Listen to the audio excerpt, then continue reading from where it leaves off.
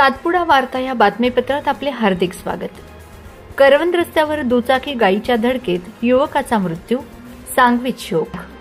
शिरपूर तालुक्यातील करवंद रस्त्यावर 17 ऑक्टोबर रोजी रात्री 7:30च्या सुमारास दुचाकीने गायीला धडक दिल्याने झालेल्या भीषण अपघातात रामचंद्र नकाला पावरा व 39 राहणार जुनी सांगवी या तरुणाचा जागीच मृत्यू झाला।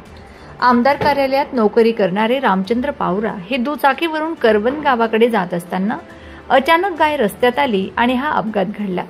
अपघातानंतर परिसरात खळबळ उडाली। शहर पोलिसांनी घटनास्थळी पंचनामा करून मृतदेह उपजिल्हा रुग्णालयात हलवला।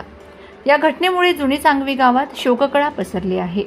मयत युवकाचा चुलत भावाच्या खबरीवरून शिरपूर शहर पोलीस ठाण्यात अकस्मात मृत्यूची नोंद करण्यात आली आहे। या अपघातामुळे मोकाट गुरांच्या समस्येवर तातडीने कारवाई करण्याची मागणी पुन्हा एकदा जोर धरू लागली आहे। पुढील तपास पोलीस उपनिरीक्षक हेमंत खैरनार हे करीत आहेत। पाहत रहा सातपुडा वार्ता न्यूज नेटवर्क, बातमी सातपुड्यातल्या खुशीतली।